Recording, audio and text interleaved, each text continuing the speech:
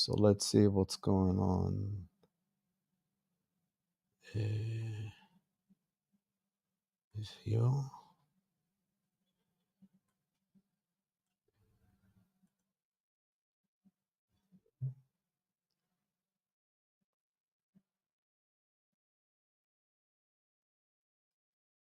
Okay, I think we are live and we're gonna start this.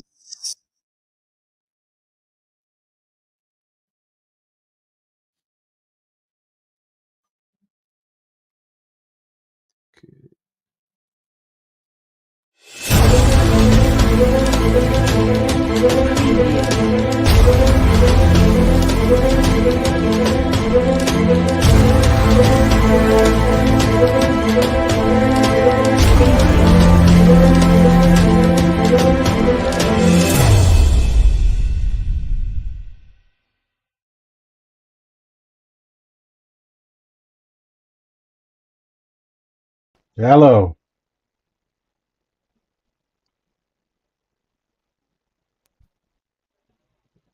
Okay, we are live. And yes, here is Seth. Everybody, say hi. How you Seth, doing? Seth we Melendez. are live.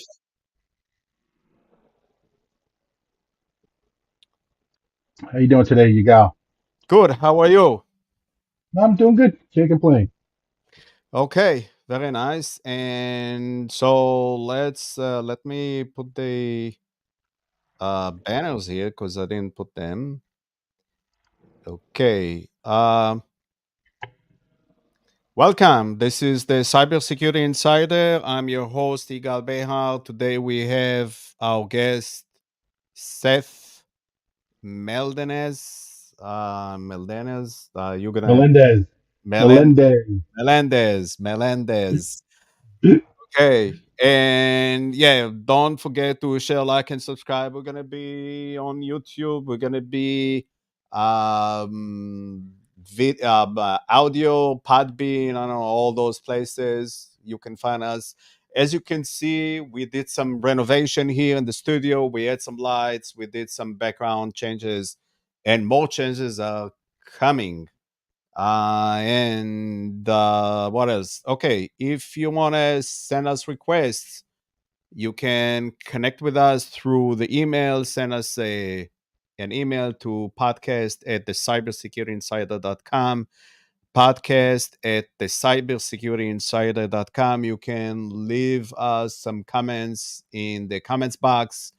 And Seth, I prepared two items on the menu today, so I'm gonna hide this and hide this. And I don't know if you heard about this.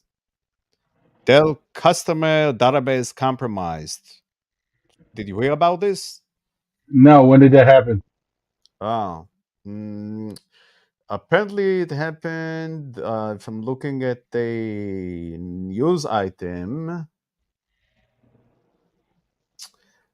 it well, it doesn't say what it happens, but it says that Dell Technologies has begun notifying customers that the company is investigating a cybersecurity incident involving a Dell portal. According to the notification message, the portal contains a database that holds customer names, physical addresses, and hardware and order information.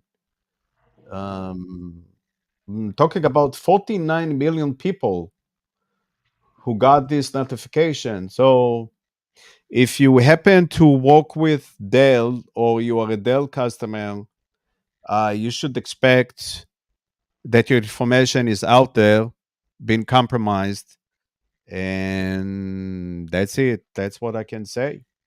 Change your passwords. What? Change your passwords. Well, not only changing your password, but also what else? Credit cards, if you have it. No, they Uh, only said only physical addresses have been compromised, names. oh, okay. I didn't know if it got all their other credit card information, the people buyers, the consumers. Well, it doesn't say here. It says order information. I mean, order information can say hardware, software that you purchased, but maybe order information can include also other pieces of information. So I don't know what else is out there. What I in a circumstance like that, what I usually do is go check, see what credit card they have, and make sure that that credit card company make sure whatever it is that's up to date and lock it down, just for the time being. Make sure that nobody can use it. um, Stuff like that. You go in and you make sure that anything connecting to that account is secure. If the credit card you haven't updated the password in over a year with that one, now's the opportune time to do it. Automatically change the password for all your Dell accounts, um, things like that. That's one of the biggest, easiest things you can do is just go and check anything that's connected and make sure that everything is up to date. Okay, great. I think I don't have anything to add to it. And Password manager. Get a mhm, password manager. Get a password manager. okay, yeah, absolutely. And the next item is some good news. Did you hear about this one? Good. Library of Congress, MFA, fended off October breach. Okay, finally we get some good news here, no? What do you say? Did they tell you how they offended it all? Okay, I'm gonna read you. Okay, so here's the message. According to information obtained by NextGov FCW, the U.S. Library of Congress, say LOC, experienced an attempt cyber attack the same day that the UK British Library was breached. Interesting. There's maybe a linkage between both of them. Libraries, either on the British and another one is the US. Last fall. Oh, last fall. Okay. Because the LOC, Library of Congress, has multi-factor authentication, MFA in place, the attempted breach was unsuccessful. Once the Library of Congress became aware of the attempt, they took targeted services offline. Since then, U.S. Library of Congress has begun decommissioning old equipment and adopting new security tools. Well, it's about time. Hmm. Well, if they already implemented all this security, they probably were a little slow in cleaning up whatever remnants they had. So this probably pushed it along. Yeah. I mean, this is again shows a successful, uh, showing a successful, well, attempt to breach, but a successful fending a breach or attempt to a Right. breach. Right, for defense. Exactly. Yeah, with the Fed. So this is actually a good sign. It's probably something that show us that they are changing something in state of mind, and finally they are using new technology and using MFA in order really to do a better job defending their systems. But the fact that they are decommissioning other older systems, so that also probably gave them the push to do that while they were supposed to do it maybe earlier, and this event just pushed them forward to make those changes. So this is kind of you're not going to make any change until you feel the danger, and imminent danger, and then you're going to do something about it, and they did it, and that actually a good thing. I mean, maybe the other downside that I see that maybe they should do it earlier, but they waited for the last minute. So okay, I mean, it's a good thing, no? Yeah, but it looks like the woman that's in charge since 2021 came out of a lot of government contractors. She was in the military. She also worked for AT&T, Booz Allen, which does a lot of headhunting. They do a lot of headhunting and IT related stuff there. Raytheon, so it's not bad. She came out of a good shop. And looks like she's got really good foundational work. So good for her. Yeah. Okay. So it's also having the right people in the right places to make sure that those things won't happen. And this is where we see that um, getting the people that you need in order to make sure that your security posture is really improving over time, and not because security is not one time thing that you do. No, it's it it constant. it requires a training. Like today we did for a new client that they suffered the breach. uh, we did for them a cybersecurity training, and after that, the consultant asked them, "Okay, how you guys feeling?" And said, "Oh, we definitely feeling safer now because we know we got now the training, and earlier we got what we needed, all the security controls in place." This is the way I understand the message. Um, so definitely, people should look at those things and make sure that they have the training and they have the tools and the personnel to operate those tools. All of them are supposed to help with the preventing a breach. And one of the biggest things, I know you mentioned the training, you mentioned all that. I think one of the biggest thing is the company has to have a culture of accountability. It doesn't matter what policy they put in place. If there's no ramification for not following it, it doesn't matter what they do. So if you tell people they have to do MFA or they have to do a security a certain type of way and they don't do it, and yet they don't get in trouble for it, then that's where the problem comes in. The supervisors have to be held accountable, and the people that flout the security, like people like when they say don't go searching or surfing with company equipment or company time, if you get caught, there should be accountability there. So one of the biggest things that I see that how you know they will implement a really sound IT cybersecurity, stance is if there is some accountability. If there's none, it'll never work no matter what they do. They could be Fort Knox. It doesn't matter. Yeah, because in the end of the day, it's not about the technology; it's more about the people that operate that technology. Right? If they don't And buy in, yes, and if you don't have support from management, and if the employees don't care so much, but it probably comes from top to down. If the employees don't see that the management are supporting those initiatives, they are not gonna do anything about it. Well, if they don't care, why we should care about this? So absolutely, it's coming from top to down. And as you said, company culture, organization culture should be there in order to help with the security. Okay. right? Yeah. All right. So I think we covered that. Any other ideas you have on your mind? The other day I was noticing. Hold on, sorry. Why you are watching news also all at the same Something just time? jumped off. I think I hit it by accident. So excuse me. Yeah, we can hear it all the way up here. My phone is my phone. Sorry, it just turned off by accident. Oh, I was looking at something the other day about. Wow, now I can't remember what it was about. Um, Man, it was something simple, and I was like, why is no one talking about this? It was wow, and when you mentioned, I drew a blank. I started thinking about it, and I can't remember what it was.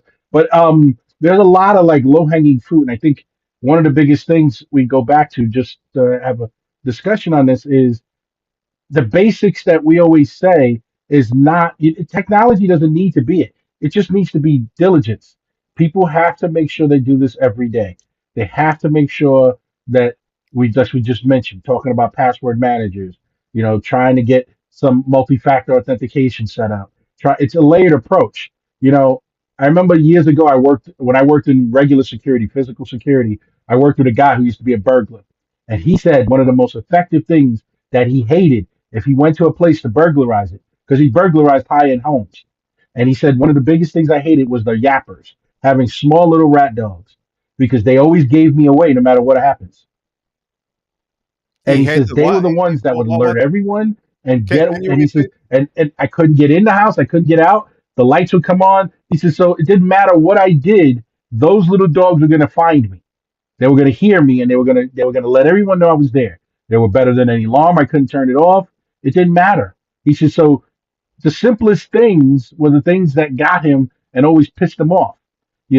When he said people use motion sensor lights, when they made sure that all the doors and even if it was a glass sliding door, had some type of alarm on it, and it just little things that he said would always screw him up. But if more people did it, he wouldn't be able to burglarize so easily. Uh-huh. So you're talking about So I think again, you you went said and yeah, you said are layers. you? I like to I use think I might the have muted you by accident. Hold on one what? second, you go. Okay. There you go. I think I can hear you now. What are you saying? I'm saying that you said layered approach. I like to use to say the onion Right. layered or onion because it represent because it's easy to see like an onion, not a multi-layer. Like, well, what is layer? What do you mean? So if you see an onion, you see it's layers, layers, layers, right? Um, and then, as you said it now, when you have multi-layer, it's always a question. Okay, what do you prefer? Do you prefer to have, let's say, 5 layers of security that each one gives, let's say, 5 or 10%, or would you rather have one layer of 90%? And people Well, always go with the 90% because it represents better protection. But actually, if you have those small multi-layer or onion, right?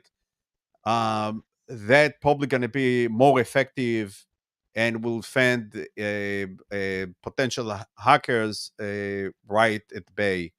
So yes, this is kind of the things that people need to think about this, and usually they don't.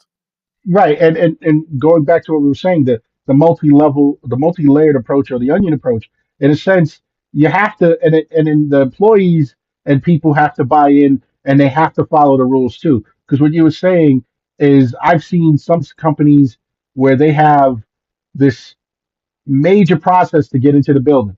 You have to go through security. You got to get wanded in. You have to go and even the elevators. You have to have some type of a credential. But I've Yeah, seen people get around it simple because they'll go to the back and hit the commercial. They're not the what do they call them? The commercial elevators where I can't think of the name of them. Um, the where the elevators where the maintenance guys and all the people that move use. Um, and so that type of stuff is they can go there and there's nothing there to swipe. And then the other thing is smokers were always one of the biggest Achilles heels in any building because they would tape a door, they'd go places where they shouldn't go, tape a door open so they could go smoke and then come back in the building. And if you followed the smokers, you'd find all the holes in security. yes, because they they like to prop the door or do all those things, or they put like a small piece of a stone or whatever just to keep. Right. And then a lot of them forget it. They smoke, they finish, they go back in the building, they leave it open. Yeah, well, they finish smoking is one thing, and then but they don't keep the setup, meaning they don't restore the security, meaning they Right. don't. Yeah, Right. And then that's where the problems were, is that those people, everyone knew there were problems, but nobody started doing. That's why some sites went with the no smoking on premise, so that if you got caught, you were done. So a lot of sites went that way because it was easier to say no smoking on premise at all. uh, Um, so okay. that's why a lot of them went that direction to avoid that whole thing with the smokers. And then, maintenance people, and because a lot of guys would, let's say you had painters or contractors, they would prop doors open because they would move equipment in and out, things like that. So I remember when I worked security, we would, any type of contractors, we'd watch them because you don't know what they're bringing in and what they're bringing out, and you don't know what they're leaving behind. And so those are the type of things that people don't seem to understand. And if you bring it to the technology part of it, it's the same thing. People come in the building, you have vendors that come work on different parts of your network. If you give them access to things they shouldn't have access to, they could create a problem for you. You Right. know, I've seen where guys come in and they're supposed to be working on a financial database, and somebody's giving them an admin account. for the whole network. You're like, why are you giving them an admin account? Give them because it's an admin because account for that particular problem because app. it's easy. You know why they do? Right, Because it's easy. It's not. It doesn't right, require thinking. It doesn't require any planning. Okay, let's just give them more access that they need than they need. So it's just laziness, right. simple for them. And it's just simple things. That's why I try to explain people. You don't have to go out and create a bunch of new technology, use new technology, because I know some people adverse to having to do multi-factor. They hate having to, oh, where's my fob? Remember with the old pins and things like that. But there are multiple ways to do multi-factor authentication that isn't going to create any extra work for you. But once you start using it, it'll be a lot easier for you. Right. You Yeah. just got to do it. Yeah. So Yeah. that's just my rant for now. Yeah. Your 2 cents. Yeah. Okay. What else?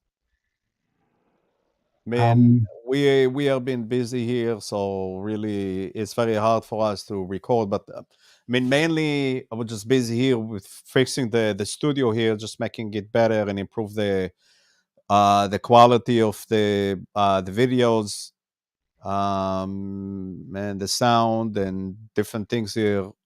We did here in the background, and got extremely busy with clients with the different issues. So I had to step down a little bit from the podcasting, but hopefully we're gonna record more and post more and share our experience. And next time, I'm hoping to bring one of my guys here. We're gonna talk about two cases that were involved. One that we were able to fend a cyber attack on one of our clients on their big day. Was It's a jewelry company, and the other one is a construction company that they got breached, and a few issues, and another company that, services company, that also had a breach, and everything started with an email, and then ended up in issues for them. So gonna try to bring those in, and talk about them. It's just give people the idea of what's going on, how to help them with those events. And hopefully this is the plan, for the next podcasting that will come. And I don't know if you'll have time, we'll be able to join us and Definitely. talk about this. I'm doing some projects downstairs in my. I have a basement that is finished, but I'm putting other equipment in there, and that'll probably be like my little lab down there. Um, and I'm moving a bunch of stuff down there because I have my server down there, and I've got other stuff. So I'm going to be building a lab down there, and go from there. Okay, perfect. Okay, so today's Friday. Now it's 5:30 p.m. We're gonna end up here. Thank you for watching. And again, Seth, thank you for joining. I Thank think you. now we'll be able to join your phone calls or whatever you need to do. Definitely. Again, for all the listeners, watchers, thank you for watching. We got a new subscriber this week. Thank you for subscribing. So far, we have 36 subscribers, and it's growing. So hopefully, we'll be able to grow here community. This is where I'm thinking to take this channel in the end of the day. Um, and we send us requests. If you have anything that you want to talk about, send us an email or put a comment. And of course, don't forget to share, and subscribe to this channel. Thank you for watching. And this is the Cybersecurity Insider. Thank you for watching again. Seth, thank you. Thank And you. we're going to end this with our beautiful video.